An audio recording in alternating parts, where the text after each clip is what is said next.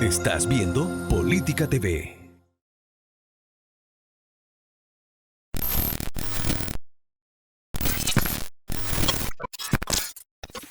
El Centro, el diario informativo de la región del Maule.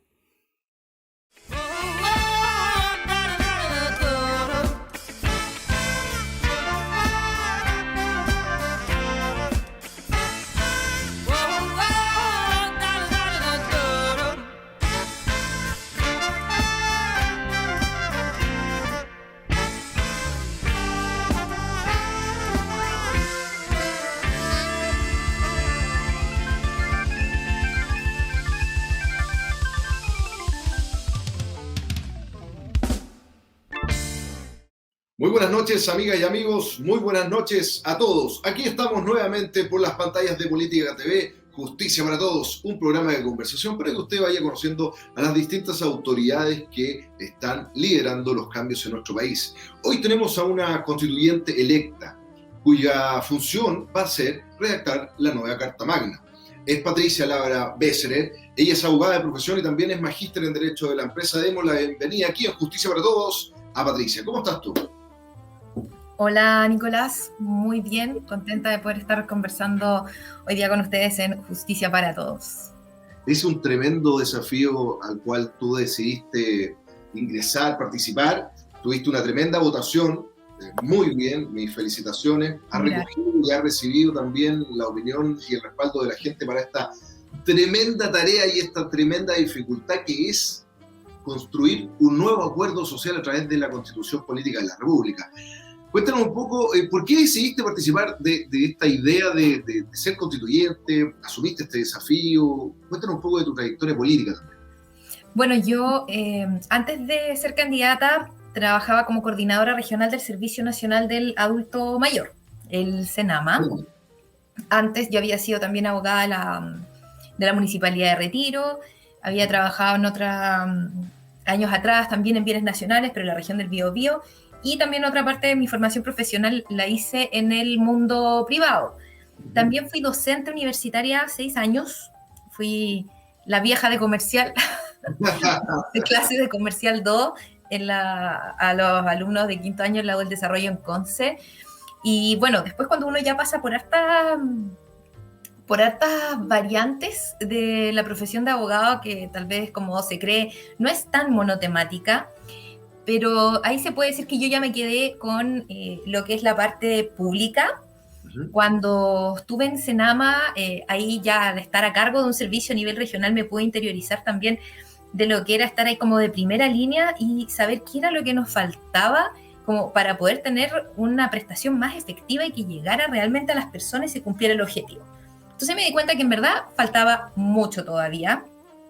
Nosotros, por lo menos en las regiones, por la ley que rige a Senama y la estructura administrativa que hay, nosotros al final éramos como una caja pagadora nomás de Santiago. Nosotros no teníamos autonomía financiera, absolutamente nada de disposición de los presupuestos, de cómo ejecutar los programas, absolutamente nada. Era muy, muy difícil y además también teníamos súper pocas facultades. Entonces ahí cuando ya se dio la oportunidad de ser candidata, varias personas me lo plantearon, ¿cierto? Me empezó ya a como rondar mucho más la idea y pensar que sí podía ser un aporte y que a través de la nueva Constitución, tal vez no vamos a cambiar estas cosas de un día para otro, pero sí podríamos abordar los temas macro para tener un país mejor, no tan utópicamente, pero en el fondo para que estas cosas no sean solamente una ilusión, que no tengamos solo declaraciones bonitas, sino que podamos hacer un trabajo responsable. Así que así partió todo esto. Mario Mesa, que es un muy buen amigo, alcalde de Linares, también me apoyó mucho, me incentivó también a tomar este desafío y bueno, afortunadamente nos fue bien, así que ahora se viene el doble de esfuerzo que para la campaña porque hay que cumplirle a la gente. Sí, y ese doble del esfuerzo también está graficado porque la constituyente quedó bastante dividida, en pocas palabras, en 3/3, ¿verdad? Un grupo muy importante de independientes, el grupo de la izquierda o centro izquierda, digámoslo así, y también está el grupo de la centro-derecha o derecha, como ya lo quieran llamar en definitiva, pero están los 3/3 más marcados. La tendencia de los independientes en general es hacia la izquierda, pero no se sienten identificados con los partidos tradicionales izquierda, lo cual genera también algo bastante interesante en cuanto al debate que se puede dar al interior de la constituyente. Van a ser estas alianzas o conversaciones entre la derecha o la centroizquierda, o la centro-derecha y la centroizquierda, van a tener que conversar harto los partidos tradicionales si quieren o no tener una real participación en la modificación constitucional o mantener. En ese contexto, ¿cómo lo ves tú? Porque en definitiva ya comienzan los trabajos pronto. Sí, ya estamos en trabajo de preparación. Bueno, depende también de cada uno y también de los conglomerados a los que uno pertenezca. Yo nunca he escondido mi filiación política. Yo soy militante de Renovación Nacional. He participado en política hace ya muchos años. Pero yo no creo que eso nos reste per se por el hecho de que solo digan, ellos son de derecha, dejémoslos fuera porque son los que no quieren cambiar las cosas, etcétera. Yo quise darle un enfoque distinto a eso en mi campaña. Yo creo que el tener militancia política no implica que tú tengas que responder de por sí a intereses económicos de a lo mejor grandes grupos o otros intereses ya previamente, ¿cierto?, acordados y programados. Yo creo que eso también, ser muy sincera, no disfrazarme de independiente porque podría haberlo hecho. Mucha gente, de hecho, me preguntaba, usted es independiente, ¿cierto? Voy a votar por usted. Yo podría haber dicho sí, pero no, nunca lo escondí. Pero yo en eso estoy bastante conforme con la campaña que promovió mi partido, que es Renovación Nacional, porque el eslogan era "Estamos de acuerdo". Nosotros vamos con ese ánimo de poder dialogar y no de entrampar el proceso constituyente. Yo he tenido muy buenos acercamientos con gente independiente también, con gente de la izquierda tradicional, por decirlo de alguna manera, porque también hay independientes que tienen ideas todavía más alejadas de lo que es la postura nuestra como en general. Porque una cosa es ser del Pacto Chile Vamos, pero otra cosa es que seamos todos como ovejas. Todos pensamos distinto y tenemos nuestros matices y nuestras convicciones propias. Así que yo creo que es una de las principales banderas de lucha que ahora estoy levantando para la Convención Constituyente. Nosotros no vamos a buscar entramparlo. La idea no es decir, no llegamos al tercio o los 2/3 para bloquear la cosa. No es ese el fin. Creo que lamentablemente por parte de algunos independientes, sí, porque hay algunos que se disfrazan de independientes, que decir las cosas como son. Sí, hay algunos que son independientes 100% y otros que no, pero han tratado en este caso de bloquear un poco el tema, han estado un poquito confrontacional.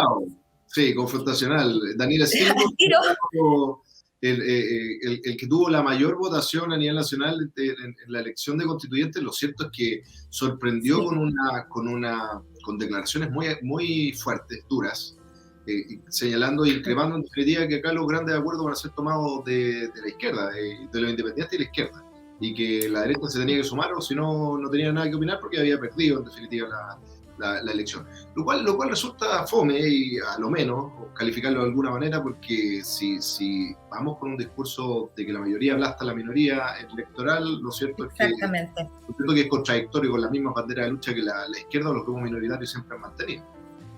Exactamente, ese tema de partir con la exclusión, con los medios de opresión, que vamos a ir a huelga, que no va a funcionar la constituyente si no liberan a los presos políticos, etcétera. Yo creo que ahí la cosa está tomando un rumbo que no es el que la ciudadanía quería. Sí necesitamos un cambio social, nueva constitución, pero no empezar a utilizar la convención para ese tipo de cosas, porque al final se va a desviar todo. Y yo creo que ahí sí que vamos a terminar solamente gobernados o influidos por ideologías. Entonces, esa es por lo menos mi idea, que nosotros no tenemos que restarnos, nadie sobra, o sea, estamos todos aquí para el mismo propósito, y yo creo que eso enriquece el diálogo. Mientras tengamos tendencias políticas distintas, mejor. Dejemos de vernos a lo mejor como bloque izquierda independiente, bloque derecha, porque yo he participado en varios debates, y muchos me han dicho así como, qué bueno, mire, tiene las mismas ideas de la izquierda. No es que yo tenga las ideas de la izquierda, es que todos tenemos un fin común que es poner en primer lugar a las personas. Entonces, yo creo que no hay que perderse esa oportunidad de avanzar. Tenemos en la convención distintas personas con distinta formación, tenemos abogados, ingenieros, deportistas, o sea, tenemos absolutamente de todo. Entonces, yo creo que qué mejor muestra de que nadie puede ser excluido es que todos tengamos la misma posibilidad de participación. Y yo todavía tengo la esperanza, muchos me dicen que no, pero yo sí sigo teniendo la fe en que vamos a poder llegar a acuerdos y hacer algo constructivo y que esto no se transforme en pura destrucción. Sí, es muy importante lo que tú planteas, porque en definitiva, si vamos con la lógica de aplastar más que de negociar ciertos acuerdos, lo que se va a transmitir a la ciudadanía y también a la sociedad y también a la economía, en definitiva, y a los acuerdos que se tienen con otros países, las inversiones, todo, es que tenemos un problema político profundo y que en definitiva invertir en Chile es negativo, es malo, y le estamos diciendo réstense, que nosotros no estamos en ninguna condición positiva. Es muy importante lo que tú planteas, la política de los acuerdos. Yo creo que eso puede llegar a un cambio interno recogiendo las distintas visiones de la ciudadanía. Ahora, dentro de este proceso, a ver, ¿qué es lo que viene? Cuéntale un poco a la gente qué es lo que tomaron contacto con ustedes, los constituyentes, están preparándose para ingresar ya, cómo van a trabajar, ya eso está definido. Cuéntale un poco para conocer la interna, porque en definitiva uno sabe lo que está viendo en los medios de comunicación, pero falta un poco esto del día a día.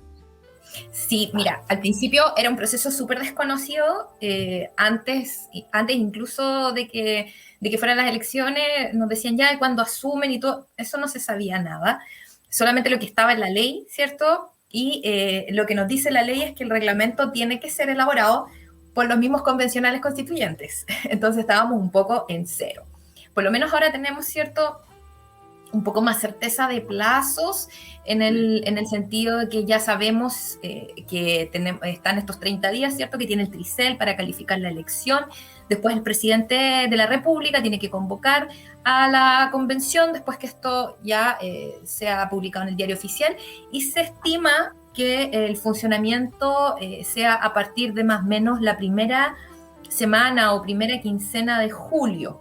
Esas son las fechas que se estiman. Hasta el momento no hemos tenido llamados oficiales, digamos, nada por el estilo. Sí nos hemos estado comunicando con otros colegas constituyentes de otras regiones, también del Maule Norte, también con gente de nuestro conglomerado y también estudiando bastante el tema, porque si bien uno ya trae una formación, pero siempre hay que estarse perfeccionando y vamos avanzando en lo que queremos nosotros aportar al reglamento, porque primero hay que elegir una directiva, ¿cierto? Presidencia, secretario, y después ya tenemos que entrar al reglamento, y esto es algo, claro, uno dice, es solamente administrativo funcionamiento, pero hay otros países en que el puro reglamento se han demorado muchos meses.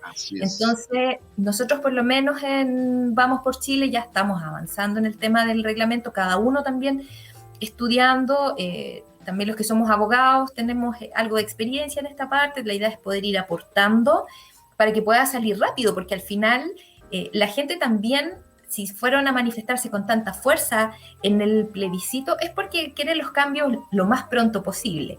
Sí. Así que yo creo que tenemos que ir avanzando en esta parte y bueno, ya después la forma de funcionamiento yo creo que se va a determinar que sea similar a lo que es el Congreso en cuanto a las comisiones de trabajo, ¿cierto? También los turnos. No sabemos si es que vamos a tener a lo mejor como alguna especie de semana distrital o algo por el estilo, pero lo que sí es que se necesita que el funcionamiento de la convención contemple un mecanismo de participación ciudadana. Entonces, esto es algo que también va a tener que quedar establecido. Yo ya lo he conversado, al igual con muchos alcaldes, con dirigentes sociales, para que podamos tener las instancias de ir compartiendo con la gente cómo va el avance del diálogo y para que también ellos puedan ir haciendo sus aportes, porque el día de mañana, cuando tengamos el plebiscito de salida, el voto va a ser obligatorio y la gente ya cuando esté listo el proyecto no va a poder decir es que esto no me gusta, pero es que a lo mejor podríamos cambiar esto nomás y ahí la apruebo. No, es solamente aprobar o rechazar. Entonces eso es un desafío grande también que vamos a tener, poder incluir a la ciudadanía en este proceso. Y esta fórmula esta fórmula que pretenden plasmar de funcionamiento en el reglamento con la participación ciudadana que tú mencionas es vital. Es vital porque es muy importante dejar o controlar el populismo que se puede generar a través de la búsqueda del apoyo ciudadano irracional, en definitiva, en algunos casos. Y esta fórmula sería súper interesante que quedara plasmado en el reglamento, cómo le van a ir comunicando a la ciudadanía y cómo la retroalimentación de la ciudadanía va a llegar hacia usted, para que cada uno de los constituyentes que pretenden exponerle a la sociedad cuáles son los puntos, lo haga dentro de un marco de realidad, no de una ficción, porque estamos en tiempos demasiado candentes con las cosas. Entonces hay que ser muy cuidadosos en lo que se transmite a la ciudadanía, porque puede estar diciéndose verdad a media y generar problemas sociales y económicos y muy, muy grandes. Qué bueno que estén trabajando en eso. Evidentemente tú como abogada tienes un paso adelante en lo que dice en relación a la formación jurídica también, que va a permitir ayudar también en esa materia, y más aún con la experiencia que tienes en las distintas áreas. Ahora, ya sabemos que más o menos en julio vamos a tener algún grado de certeza del funcionamiento, cómo van a hacerlo, lo importante que sea, ojalá de una medida muy objetiva, la participación ciudadana, y también cómo van a ustedes comunicarlo, si es que va a haber algún vocero, si es que por parte de la constituyente, o eventualmente cada conglomerado va a poder tener algún vocero. En definitiva va a aparecer un poco el Congreso, como tú dices. Y lo otro, me gustaría contarle a la gente tu visión en lo particular, no como conglomerado, porque seguramente hay algunos tintes distintos en general y todavía no se han atribuido ninguno de ustedes la vocería general. Entonces, a nivel individual tuyo, ¿cómo ves estos cambios necesarios? ¿Qué es lo que tú crees fundamental que debe ser plasmado en esta Constitución? Y te pongo lo primero inmediatamente. Se ha cuestionado mucho el rol del Estado. Nosotros somos un Estado subsidiario, es decir, que el Estado interviene cuando el privado no lo puede hacer, para simplificar un poco el principio de subsidiariedad. En ese contexto se habla mucho del estado de bienestar, de que hay un Estado muy grande, y la participación ciudadana, la participación privada sea más pequeña. ¿Cuál es tu visión ahí al respecto, Patricia? Mira, Nicolás, yo creo que tenemos que tener mucho cuidado con las visiones utópicas y muchas veces impracticables. Hemos visto experiencia en otros países donde se ha explotado lo que es la seguridad social, como pasó en Europa hace algunos años. El rol del Estado también se hizo superlativo y los resultados son que al final, perdonando la expresión, el sistema revienta. Entonces, nosotros al día de hoy sabemos que el Estado subsidiario es una forma que ha sido muy criticada, que se ve como no suficiente, por tanto sí pienso que tenemos que tener un pilar, un enfoque solidario del Estado más activo. O sea, no llegar tarde cuando estamos frente a una necesidad social que no puede ser satisfecha en este caso por los privados. Hay otras cosas que derechamente tiene que asumir el Estado antes, pero no creo que debamos inflar el Estado como que sea el responsable de todo, garante de todo, porque eso es totalmente impracticable. Además que el rol que tienen los privados también es importante en la sociedad, porque eso fomenta el emprendimiento, el trabajo, el desarrollo personal. Entonces, no creo que vayamos a sacar de una sola vez el Estado subsidiario y reemplazarlo por un Estado social, benefactor, solidario, grande, porque es imposible, por lo menos esa es mi idea. Sí creo que tenemos que aumentar el pilar solidario, que las prestaciones sociales sean más adecuadas, más oportunas, y también, sobre todo, todo lo que se refiere a sistemas públicos en cuanto a salud, cierta educación, entre otros, que la calidad sea equivalente o incluso mejor a lo que sucede en el mundo privado. Pero no por eso vamos a estatizarlo todo, a expropiarlo todo, porque sabemos que ya al día de hoy las cosas que son casi 100% manejadas por el Estado no funcionan bien, no da abasto. Entonces tenemos que llegar a este punto más intermedio, ¿ya? Donde se pueda equilibrar lo que es la participación privada con la del Estado, porque no podemos olvidar que el Estado no es un fin en sí mismo. El Estado está al servicio de la persona, pero nosotros no somos todos el Estado ni vivimos para el Estado, porque eso es lo que va a pasar el día de mañana si le achagamos absolutamente todas y cada una de las funciones al Estado de Chile. Sí, bueno, la gente ahí también tiene que saber que cada una de las políticas sociales se financian, se deben financiar, y se financian con los impuestos que uno paga. El Estado en general no es quien paga los impuestos, sino que son los privados, y quienes generan el empleo también son los privados. Eso es algo racional y algo lógico que se puede probar con facilidad, para que no creamos en una utopía de que podemos financiar todo. Chile es un Estado productor de materias primas. Tenemos que ver si transitamos a ser un poco más tecnologizados, ciencia e innovación. Sería muy bonito que nosotros, teniendo el litio y otros minerales, pudiéramos avanzar en esa línea, más industrializado. No sabemos, quizás eso va a quedar plasmado a nivel constitucional, sería interesante. Pero que la gente también sepa que hay que administrar acá y que en definitiva podemos utilizar nuestras materias primas para poder ir haciendo políticas públicas, pero en algún momento si utilizamos todo lo que tenemos, nos vamos a quedar un poco cojos. Ahora, así es. Sí, tú tocaste un tema bien interesante que ha estado en boga y que en definitiva es un cuestionamiento también al modelo, que dice relación con la seguridad social. El modelo de capitalización individual ha sido cuestionadísimo en Chile. En otros países ha sido recogido y también ha sido aplaudido. Pero acá en Chile se cuestiona mucho, especialmente porque las pensiones son bajas. Eso es cierto, las pensiones son bajas, pero también hay que ver qué es lo que pasa en cuanto a las cotizaciones y el rol de la AFP propiamente tal. A la gente le duele, le molesta mucho que la AFP gane mucho, tenga muchas utilidades, y resulta que no lo ven en el bolsillo de las personas después cuando se están pensionando. Eso yo creo que es transversal, que lo compartimos. Sí. ¿Qué opinas tú al respecto? Sí, el tema de la AFP yo creo que es algo que nos perturba un poco a todos, en mayor o menor medida. El típico, lo mismo que mencionas tú, o sea, claro, si la AFP gana, ok, gano, pero si pierdo con los fondos, claro, la pérdida es tuya. La ganancia tocó para adentro, pero la pérdida es tuya. Entonces, ese tipo de cosas yo creo que también a todos nos perturba. Y, por lo menos en mi experiencia personal, fíjate, Nicolás, que encuentro también que no es un sistema sencillo. O sea, uno ya aparte te obligan a meterte en una AFP, ¿cierto? Pero uno, para empezar, no sabe especular con los fondos. O sea, ¿cómo sé yo en qué momento me cambio de fondo? ¿Cómo lo hago? Si al final la gente apenas tiene tiempo para su propia vida y estar más encima preocupado de que el fondo que se cambie, que aquí, que allá, que estoy perdiendo. O después la gente que tiene las lagunas previsionales. Sabemos que la pensión básica solidaria, que si bien antes incluso no existía, pero hasta el momento tampoco es suficiente. Yo creo que tenemos que evolucionar hacia un sistema más mixto.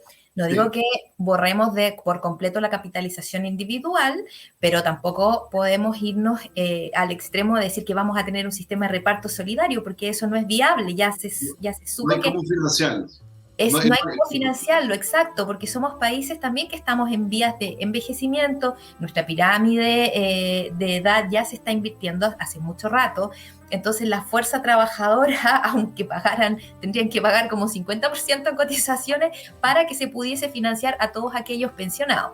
Entonces se tiene que evolucionar a un sistema mixto, donde tengamos una cuenta de capitalización individual, pero también hay un pilar solidario que sea bastante fuerte. Al día de mañana también contemplar cierta disposición de una parte de esos fondos. Ahora, si va a ser una AFP u otra institución, eso ya creo que va a ser más hilar fino. A lo mejor eso ya no va a estar en la Constitución, ¿cierto? Porque en la Constitución tratamos solamente el tema del derecho a la seguridad social. Ahí se va a ver si es que se puede hablar o no de pensiones dignas, ¿cierto? Ahí son conceptos que a veces uno dice, no, tiene que estar que sea digna, pero ¿cómo lo tratamos? ¿Cómo lo graficamos? De hecho, no sé si te acuerdas que el concepto de dignidad humana es aquello que es inherente a toda persona humana. Entonces, a toda persona. Entonces, ya que te quedas igual. O sea, te dice, eso es dignidad. Exacto. Entonces, cuando tú le colocas digno a algo con un calificativo así amplio, también es muy complejo limitarlo. Y lo que va a ocurrir es que le va a dar la interpretación ¿a qué? A los tribunales, que es lo que ocurre en general, que termina legislando muchas veces. Y eso es lo que yo creo que no queremos. En la Constitución hay que tener mucho, mucho cuidado de no casarnos con los términos y llegar a explicarlos al punto detallado, al punto de que, claro, van a pasar 3 años y ya va a estar obsoleta esa definición, porque Sí. sabemos que todos estos fenómenos, los conceptos también están basados en fenómenos sociales, las circunstancias van mutando, entonces la Constitución tiene que tener sustentabilidad en el tiempo. Tampoco podemos dejarla tan abierta, a modo de que pase lo que bien dices tú, que quede toda la interpretación en los tribunales, porque uno, no es una forma muy eficiente, que digamos, de hacer valer tus derechos o de andar interpretando la ley de esa forma, es largo, difícil, costoso, y también tenemos que considerar que este texto sea un poquito autosuficiente, saber que no lo va a resolver todo, pero que tiene una base clara y sustentable. Entonces, ahí hay que tener mucho cuidado con lo que se escribe, por decirlo de alguna manera, porque eso puede dar el día de mañana que tengamos una constitución estable o no, y también normas que se puedan adecuar a ello. No podemos garantizar tampoco lo que sabemos que a la larga va a ser imposible. Sí, sí, y eso también es necesario explicarle a la gente. Que la Constitución o las constituciones en general no son grandes libros de literatura gigantescos, de hecho son bastante acotados y que van especificando derechos, formas de Estado y otras cosas más también hay, regímenes presidenciales, etc. Lo que sí tenemos en todos en consenso es que vamos a mantener que somos una democracia y una república, por lo menos. Claramente. Hasta ahora, hasta ahora. Y en ese contexto, ya teniendo eso un poco en claro, la forma de darle estabilidad a una constitución, lo que normalmente se hace son con los quórum, es decir, con que para modificar una norma constitucional se requieren los clásicos 2/3. Supramayoritario. Claro, entonces, tu visión al respecto se mantiene también, para darle una estabilidad a la Constitución, que no se esté modificando cada vez que hayan algunos cambios leves en las votaciones o en el electorado en general. ¿Cómo tú ves esta parte? Sí, yo creo que los quórums supramayoritarios son necesarios, porque las mayorías simples a veces uno dice, ya, pero si mayoría es mayoría, pero tampoco, como mencionabas tú antes, podemos hacer aplastar a las minorías y también se necesita cierta sustentabilidad. O sea, el hecho de poder hacer cambios tan fácil ya le está quitando un poquito su naturaleza de constitución, porque en este caso no tenemos un marco claro de lo que queremos como sociedad y de lo que nos va a guiar como país de aquí, ojalá, los próximos 50 años. Entonces, yo creo que son necesarios los quórum con más que la mayoría simple, y no lo estoy viendo desde esa perspectiva, perdonando la expresión tan básica, que es como para los bloqueos y todo el tema, sino que es para que haya más legitimidad en lo que esté consagrado en esta norma que al final es la Carta Magna, ¿cierto? Es lo más grande que vamos a tener. Así que yo creo que es necesario que tengamos ciertos quórums supramayoritarios para poder darle estabilidad, porque de otra forma va a ser muy, muy difícil consensuar, y además, al tener estos quórums más altos, nos obliga a dialogar y a ponernos de acuerdo y a encontrar una posición de consenso.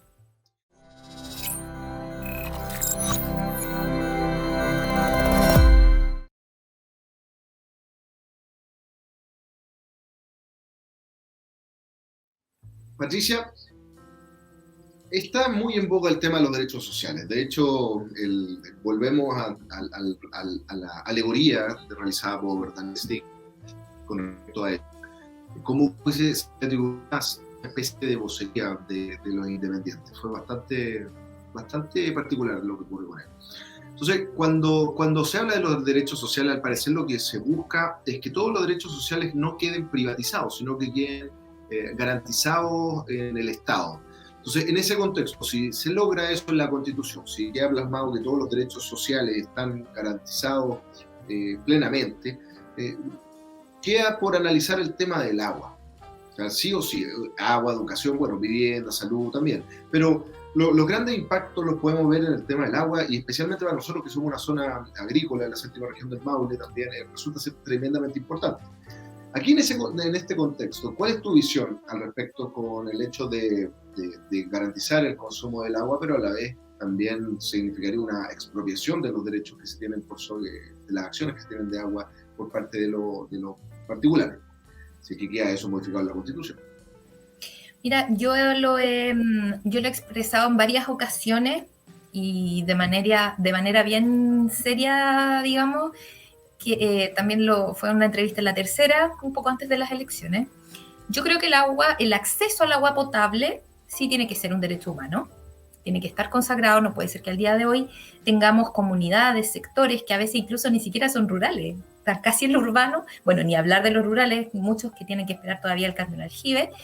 El acceso al agua potable tiene que ser un derecho humano, tiene que estar garantizado en la Constitución, ¿cierto?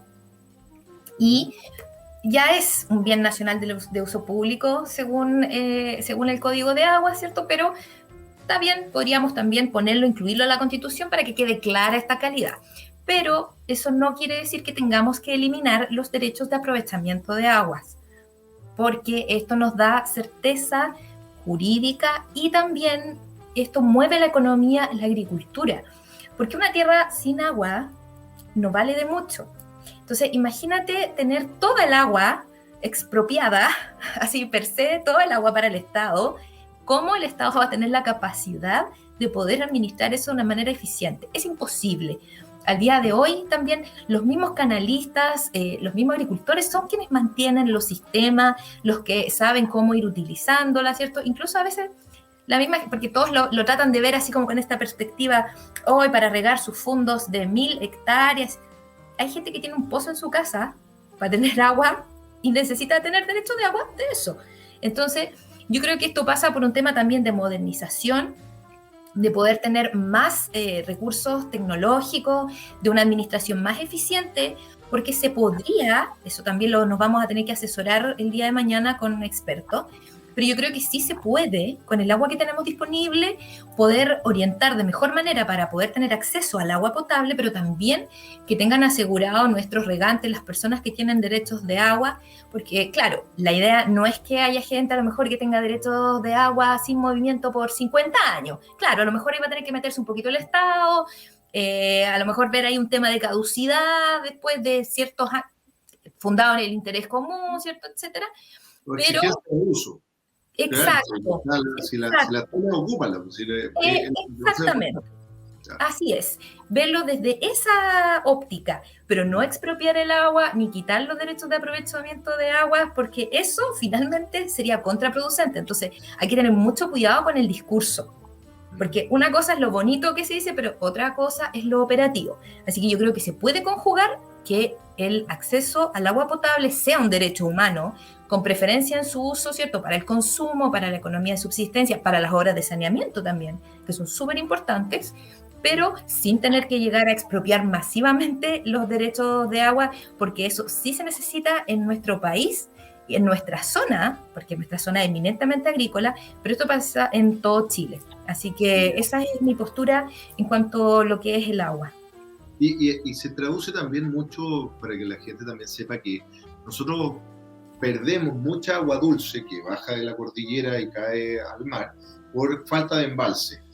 Si tuviéramos quizá una política de embalse un poco más potente, tendríamos asegurado el consumo humano per se, y se utilizaría también, que en definitiva eso es lo que se cuestiona, que hay lugares que deberían tener garantizado el acceso al agua potable, pero no lo tienen por determinadas razones de lo mismo que estamos hablando. Ahora, en otro tema que resulta ser una de las banderas de lucha también dentro del movimiento social era el tema de la educación.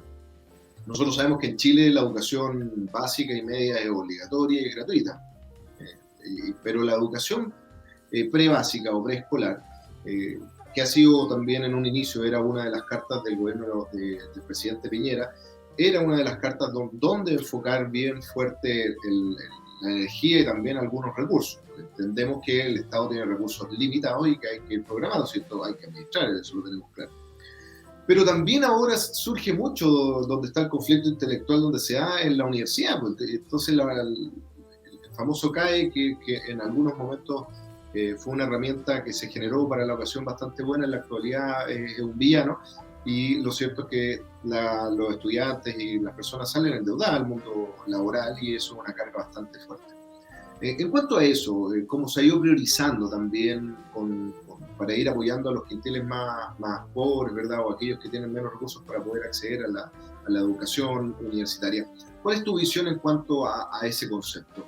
¿Mantener lo que se está haciendo o derechamente buscar alguna política de financiamiento para que la educación universitaria sea pública completamente o sea gratuita en definitiva? Ese es el concepto, gratuita.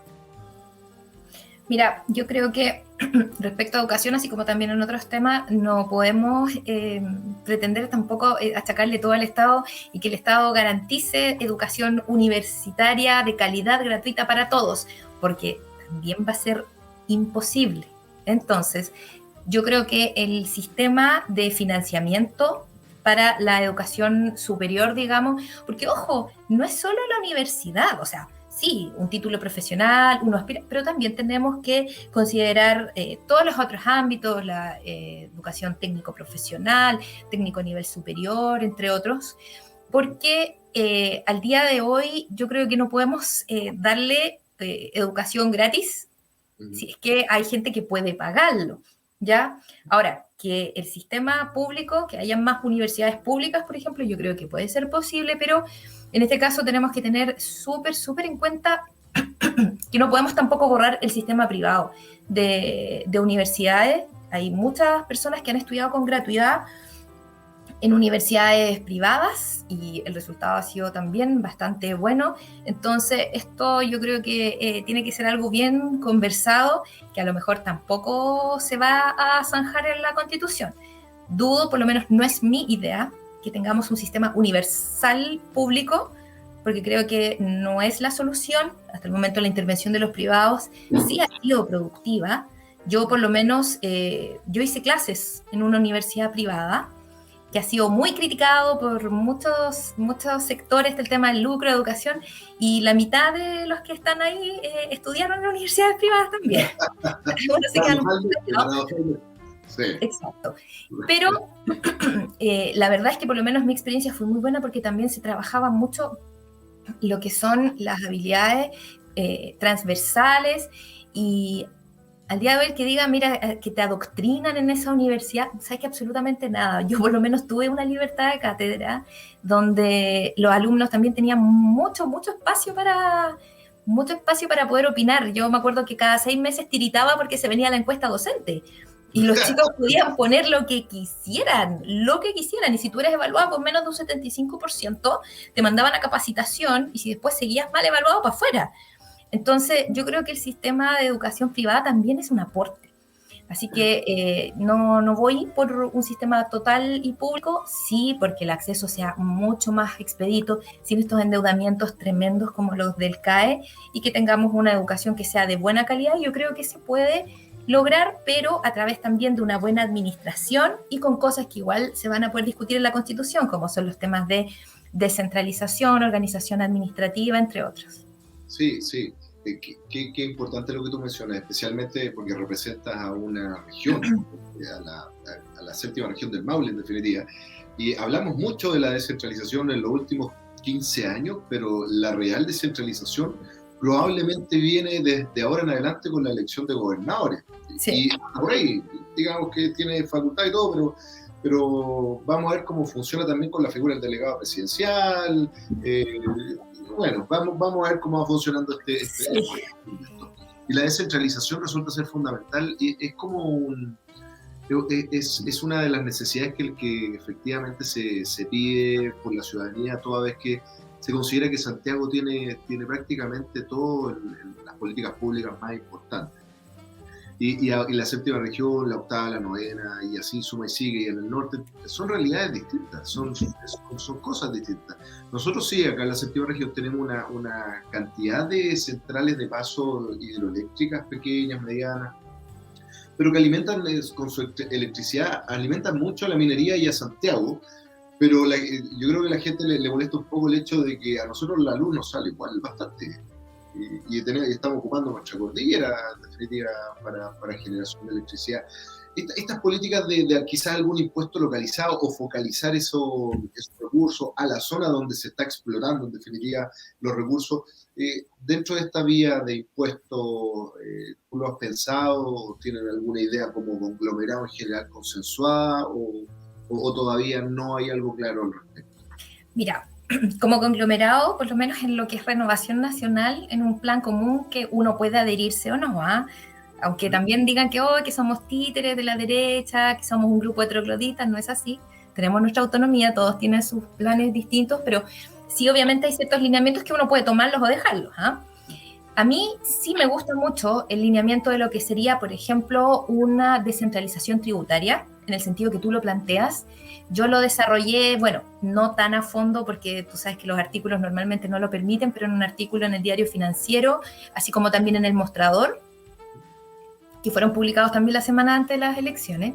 Y yo creo que deberíamos, aparte de que la descentralización sea administrativa, ojalá que la figura del gobernador regional, a mi parecer, independiente del lado político que tengamos, a mi parecer el gobernador regional tiene que tener más atribuciones también en cuanto a disposición presupuestaria, y el delegado presidencial que sea una labor de coordinación, más que otra cosa, que no sea una traba que al final estén estira y encoge entre los dos. Y la descentralización tributaria, que tiene que ir de la mano con esto, respecto a que un porcentaje de los impuestos, tal vez puede que no sea todo, pero al menos un porcentaje de los impuestos que se generan en la zona, que se queden en la zona. Esto no implicaría vulnerar el principio de la no afectación específica de los impuestos, pero yo creo que sí es necesario, porque también así revitaliza nuestra economía. Tenemos, que es algo muy importante, el sentido de justicia social también en nuestra región, en nuestra gente, y yo creo que les pasa a todos. Y de esta manera también podemos ir dando solución con más presupuesto, que es de los recursos generados en la misma región, para las necesidades que son de acá, porque una misma necesidad no se resuelve de la misma manera en Magallanes, que en el Maule, que en Santiago, que en Arica.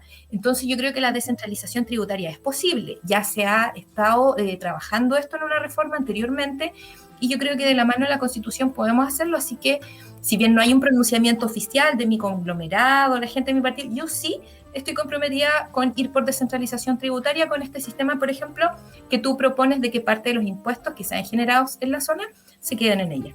Sería interesante, de verdad, porque es algo que no ocurre y le dejamos mucho al nivel central, que decía cuánto dinero va a aportar, y el rol, en pocas palabras, es que le toca a las regiones administrar un poco las lucas que le pasan nomás, Sí. e ir focalizando dependiendo de los acuerdos también que se llegan en el Consejo Regional. Pero si se logra eso, lo que tú mencionas, sería extraordinario, porque en definitiva hay zonas que se generan mucha riqueza, y el norte, por ejemplo, con la minería del norte, revitalizaría el norte, que es un lugar que es muy lindo, pero muy diverso, ¿verdad? Pero le daría mucha energía también. Es muy importante lo que está pasando y lo que va a pasar en la constituyente, los acuerdos que se siguen y las disposiciones también. Y tu visión, como alguien de la zona sur, aquí, digamos, de la séptima región, observando estos cambios, ¿qué le podrías transmitir a la gente? ¿Qué es lo que tú esperas? ¿Cómo la participación ciudadana? ¿Cómo lo ves tú? ¿Qué te gustaría decirle a las personas en la casa cuando vean y escuchen algo? Porque hay figuras constituyentes que son muy televisivas y a veces cuando uno lee los eslóganes o va con el discurso, de repente da un poco miedo por algunos populismos que se utilizan, ¿verdad?, para lograr adherencia, porque esto al final parece partido de fútbol de repente. Entonces se necesita un poco orientar a la gente. Y tu mirada ahí al respecto, ¿qué le dirías a la ciudadanía de tu trabajo y el trabajo que ellos deben esperar de la constituyente? Mira, fue súper buena tu observación, Nicolás, porque a propósito de todo lo que está pasando, bueno, yo lo he repetido hartas veces en mi campaña, una cosa: el que grita más fuerte no es el que tiene la razón. Entonces podemos tener muchos discursos, ¿cierto? No, y acá tales, estos tienen que acatar, o vamos a hacer esto y todo. Pero ¿qué pasa con el resto que permanece en silencio? No porque uno alce más la voz, lo digo en sentido figurado, por supuesto, pero no quiere decir que esto sea la realidad ni que sea la mayoría. Por eso la gente también tiene que tener, ojalá, esa tranquilidad de que no todos vamos por esta parte extremista. O sea, yo, por ejemplo, represento a mi pacto, que es centro derecha, ¿cierto? Yo soy de Renovación Nacional, pero yo quiero aportar. Y yo creo que esto sea una política de consensos de cara al país. Por eso, entre mis propuestas, que también yo la planteé el día de ayer en una entrevista en Mega Noticias, yo voy por incorporar mecanismos de participación ciudadana en la convención. Y eso también está desde el día 1 en mi programa. Y pasó algo muy particular, porque un candidato del otro sector, que ningún problema, muy bien decía, qué bueno que la derecha ahora se adhiera a nuestro... No, no es eso. Nadie tiene aquí el monopolio de las buenas ideas. Las buenas ideas pueden venir de todos y el sentido de progreso también. Y por lo menos mi compromiso va con mecanismos de participación ciudadana, obviamente en el proceso constituyente, pero también en la Constitución el día de mañana. O sea, que podamos tener posibilidad de iniciativa popular de ley, de plebiscitos vinculantes para temas que sean relevantes para la sociedad y a veces incluso a lo mejor a niveles más pequeños, más regionales o nivel país, además de mecanismos de socialización de las leyes, tanto en su discusión como su tramitación, su aplicación. Entonces, yo creo que estas no son ideas o avances que sean privativos de un solo grupo y que un solo grupo pueda decir, si no hace lo que nosotros queremos, no les vamos a dar esto. Entonces, eso yo creo que es algo que la ciudadanía también tiene que expresarse. Yo, por lo menos, voy a ir de cara a la gente con lo que sea todo el proceso constituyente, siempre con el compromiso de ir trabajando. Y esa es la idea, que la ciudadanía también se pueda ir informando más. Es una pega tremenda que tenemos nosotros, que vamos a tener que hacer y que yo creo que estamos al debe. Ir informando, ir también recogiendo estas opiniones, pero yo creo que a la larga en la convención vamos a ver realmente quiénes son los que quieren aportar y los que quieren entrabar. Ahí se va a ver, porque antes a todos nos etiquetan, es súper fácil. Te etiquetan, que tú eres de esto, que tú eres... Pero el día de la convención, cuando ya empecemos a funcionar, cuando ojalá que las sesiones sean públicas, ahí que la gente vea cómo se está comportando su candidato electo y diga, sí, bien, me representa, chuta, esto no era lo que yo quería. Y el día de mañana, cuando voten, también lo hagan a conciencia. Si les gusta cómo lo están haciendo, bien, sigan por ese lado. Pero si no, atrévanse a cambiar por la gente que en la práctica sí se comprometió y sí está realizando el trabajo con miras al bien común. Tú lo que mencionas es bien interesante. Sí, es una idea que sería de bastante ayuda para que la ciudadanía también se vaya enterando cuál es la discusión propiamente tal al interior de la constituyente. Si por ejemplo, las sesiones que se realizan, no las comisiones, porque seguramente van a formarse comisiones, sí, pero más que nada cuando ya está discutiendo. La discusión macro, sería muy interesante que fuera a través de las redes sociales, publicado, que fuera obligatorio, a través de televisión abierta, para que la ciudadanía también sepa lo que están votando y cómo están argumentando sus constituyentes, porque de repente, claro, puede estar el eslogan maravilloso, pero el argumento resulta ser paupérrimo, y aquí las ideas no se defienden con eslogan, se defienden con argumentos, se defienden con respaldo científico, se van defendiendo con la razón, y así es la idea para poder tener una estabilidad gubernamental y también una estabilidad sociopolítica económica, o si no, derechamente puede haber un problemas económicos que va a ser mucho más grande de lo que ya es en la actualidad, y que va a generar un problema social mucho más grande de lo que ya tenemos, y que va a generar un problema político bastante más importante en la materia, para que la gente también vaya sabiendo de esto. Entonces hay que ser súper cauto y hay que tratar de recoger la idea argumentada. Patricia, mira, te queremos agradecer tu participación. Lo cierto que es fundamental que los constituyentes ya electos puedan ir siempre participando en instancias como esta para conversar, que conozcan un poco más dentro de la interna, quiénes son. Somos todos seres humanos, entonces la idea es que nos tratemos todos con respeto y que tengamos un nivel de tolerancia que nos permita dialogar, y somos una sociedad diversa. Ojalá la recojamos esa idea. Muchas gracias por tu tiempo y tu disponibilidad. Están las puertas abiertas de Justicia para Todos para que puedas participar de manera recurrente. Es necesario que la voz del Maule también vaya a Santiago, donde quiera que sesionen, y que en definitiva podamos ir cambiando lo que haya que cambiar y mantener lo que haya que mantener, ¿verdad? Así es, yo te agradezco un montón, Nicolás, por haberme invitado. La verdad es que me parece un tremendo aporte tu programa porque poder conversar estos temas de una manera simple, a veces más cercana incluso, porque la gente también nos ve un poco lejano, incluso los abogados nos ven medio fome, medio... Entonces yo creo que es una súper buena iniciativa, te agradezco un montón y lógicamente cuenten conmigo, siempre disponible para poder ir transmitiendo a la ciudadanía. Yo creo que se van a venir temas muy interesantes, algunos también más polémicos. Así que mantener ese contacto, un saludo a todos quienes nos van a ver por Política TV, ¿cierto? Así que muchas gracias, Nicolás, y dispuesta siempre a poder tener estos espacios de diálogo de manera siempre constructiva, con una conversación y también recogiendo las opiniones de las personas. Así que yo feliz, también me pueden encontrar en mis redes sociales y quedamos a disposición. Patricia, señala cuáles son tus redes sociales para que la gente que quiera comunicarse directamente contigo, o hablar o darte alguna idea quizás Sí. Pueda recogerlo, por favor. Sí, por supuesto. Me pueden encontrar en Facebook como Patricia Labra, que es mi fanpage. Ahí los mensajes los respondo todos yo personalmente. A veces no alcanzo, pero los respondo todos yo, no mi community manager. Y en Instagram me pueden encontrar como Pati Labra_Maulesur, donde también vamos a estar publicando todos los avances y todas las consultas y sugerencias siempre van a ser bienvenidas porque uno puede ser muy abogado, tener mucha experiencia en política, en servicio público, pero no las sabemos todas. Y la Constitución también tiene que salir de la ciudadanía, así que súper abierta a sus propuestas. He recogido varias durante el periodo de campaña, muchas propuestas, así que yo creo que eso va a enriquecer mucho mi trabajo y siempre agradecida de la gente ese respaldo, que hayan confiado en mí, las casi 12.000 personas que me apoyaron con su voto y quienes no, también voy a trabajar para ellos y espero puedan quedar conformes con esta labor que vamos a realizar siempre con el foco en el bien común.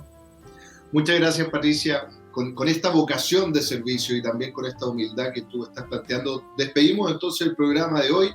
Nos despedimos, amigas y amigos, en un nuevo capítulo de Justicia para Todos por las pantallas de Política TV. Recuerden, somos un canal independiente y pluralista al servicio de la comunidad. Intentamos acercar a las autoridades y a aquellas personas o personalidades que influyen en la toma de decisiones con palabras simples, con una conversación grata, porque somos seres humanos y ciertamente la tolerancia nos va a permitir construir un mejor país en nuestro maravilloso Chile.